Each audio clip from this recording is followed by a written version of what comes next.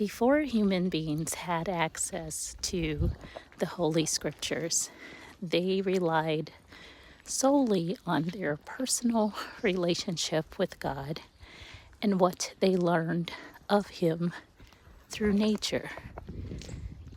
I believe it's time for many of us, perhaps all, to do that again in conjunction with remaining consistent in studying the Holy Scriptures. And yes, I'm a bit winded. I'll let nature finish the talking.